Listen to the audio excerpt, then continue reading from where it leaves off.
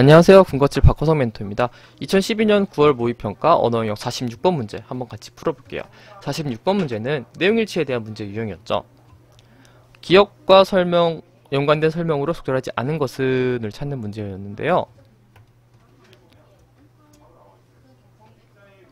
자, 맥스웰 속력분, 이런 내용을 읽기 전에 기억이 뭔지 한번 다시 돌아가서 볼 필요가 있겠죠. 자, 기억은 밀러와 kup슈가 사용했던 실험 장치, 그러니까 이 장치에 대한 설명인데요. 이 장치에 대한 설명으로 옳은 것을 찾는 그런 유형의 문제예요. 딱 봐도 되게 어렵게 생긴 장치고요. 또 설명도 되게 어렵게 되어 있기 때문에 보기에서 어떤 걸 필요로 하는지 확인을 하면서 문제를 풀어야 되는 그런 유형의 문제겠죠. 다시 보기로 한번 넘어가 볼게요. 그 기계에 대한 설명으로 옳지 않은 것을 찾는 거죠. 맥스웰 속력분포 이론을 실험을 증명하기 위해 고안되었다. 일부 검출에 도달한다. 이런 식으로 보기를 한번 읽어본 다음에 한번 다시 본문으로 넘어가 볼게요. 자, 읽었죠? 자, 맥스웰 속력분포를 알아보기 위해서 라는 내용이 있어요. 이거는 보기 1번이랑 관련되어 있던 내용이죠. 맥스웰 1번이 맥스웰 속력분포 이론을 실험을 증명하기 위해서 고안되었다. 그쵸? 이 이론을 증명하기 위해서 만든 장치예요. 그렇기 때문에 1번은 맞는 내용이다 라는 걸 알 수가 있고요. 가열기와 검출기 사이에는 두 판이 있는데요. 가는 틈이 있고요. 서로 연결되어 있어요. 속력을 회전하면서 특수한 속력 구간을 가진 분자들을 선택적으로 통과할 수 있다. 자, 이 분자가 특별하게 어떤 속력 분포, 그러니까 이 분자의 속도, 이 특정한 속도를 가진 분자만을 선택적으로 통과시킬 수가 있다라는 내용인데요. 어떻게 그게 될 수가 있는지 설명이 되어 있죠. 첫 번째 회전 원판에 가는 틈으로 입사한 기체 분자들 중 조건을 만족하는 분자들만 두 번째 회전 원판을 지나 검출기에 도달을 할 수가 있다. 자, 첫 번째는 어떤 속력을 가지든지 상관없이 그냥 얘가 지나갈 때 구멍이 뚫려 있으면 지나가는 거잖아요. 그쵸? 첫 번째는 아무 속도를 가진 분자나 지나갈 수가 있는데요. 문제는 첫 번째 회전의 틈으로 입사한 기체 분자들 중에서 어떤 특정한 조건에 만족하는 분자들만 두 번째 회전 원판을 가는 틈을 지나서 검출기에 도달할 수가 있다 라는 건데요. 이게 지금 이번에 나와 있는 그런 내용이죠. 자, 이번에 어떤 내용이었냐면요. 첫 번째 회전에 입사된 기체 분자들 중에서 일부가 검출기에 도달한다 라는 건데요. 첫 번째를 통과하고 두 번째를 통과해야 검출기에 도달하는 거잖아요. 첫 번째를 통과한 것 중에서 특정한 조건을 만족시키면은 두 번째를 통과할 수가 있다 라는 거기 때문에, 그쵸, 전부 다 검출기에 도달하는 것이 아니라 일부만 검출기에 도달한다. 이건 맞는 내용이었죠. 계속해서 문제를 볼게요. 첫 번째 원판의 틈을 통과하는 분자들의 속력은 다양하지만, 그쵸, 어떤 속력을 가진 분자든지 통과를 할 수가 있죠. 이 구멍 뚫릴 때 지나갈 수만 있다면. 회전 원판의 회전 속력에 의해서 결정된 특정 속력 구간을 가진 분자들만 두 번째 원판의 틈을 통과한다. 자, 여기를 지나고 그 다음에 여기 도달할 때까지 이 구멍이 돌아간다면, 이 분자가 가는 길로 돌아간다면 통과를 할 수가 있는데, 그게 아니라 구멍이 여기나 다른 데 위치하면은 통과를 하지 못하겠죠. 그냥 벽에 부딪히겠죠. 그렇기 때문에 여기서부터 여기까지 가는 시간이랑 이 구멍이 여기에 도달하는 시간이랑 일치를 해야지 된다라는 그런 내용이었죠.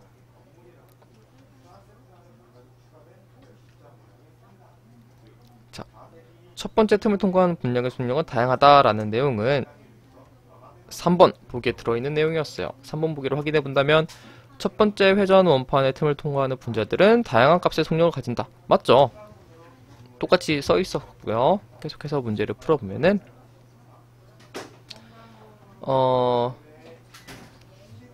특정한 속력 부분보다 더 빠른 분자들은 두 번째 틈이 꼭대기에 오기 전에 원판이랑 부딪힌다.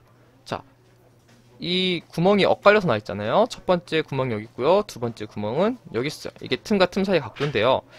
지금 얘를 지나고 나서 여기까지 갈 때까지 얘가 여기까지 가는 속도랑 똑같아야죠. 그러니까 이 분자가 여기 오기 전에 이 구멍이 돌아서 여기로 가야 되는 거예요.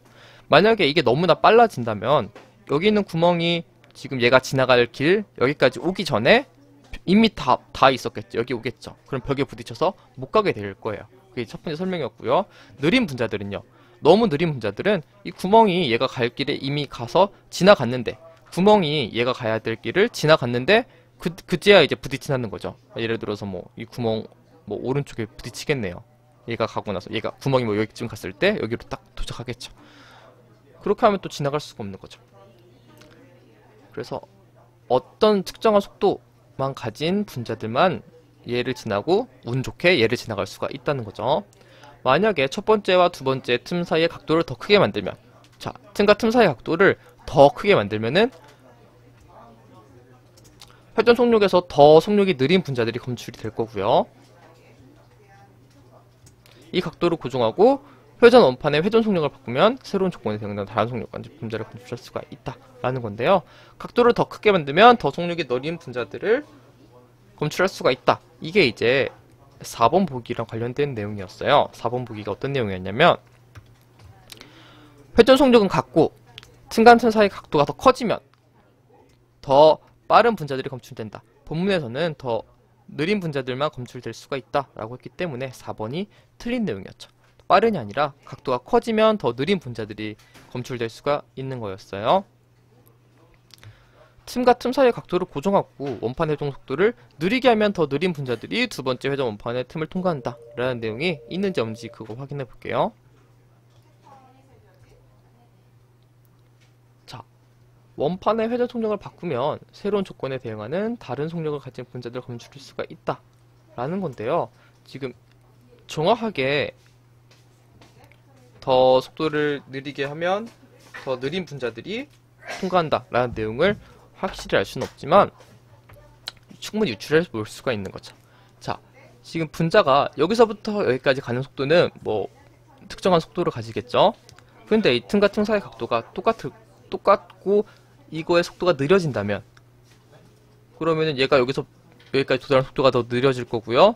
얘가 여기서 도달하는 속도가 더 느려져야 되는 거죠. 다시 말해서 이 회전 속도가 좀 더 느려진다면 첫 번째 구멍을 통과하고 두 번째 구멍을 통과할 때까지 걸리는 시간이 좀 더 느린 분자들만 이 구멍을 지나갈 수가 있겠죠.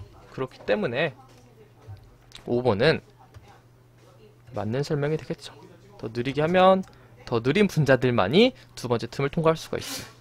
자, 이렇게 해서 한번 46번 문제 풀어봤는데요. 이해되지 않거나 궁금한 내용이 생겼으면 군것질에 질문해주세요.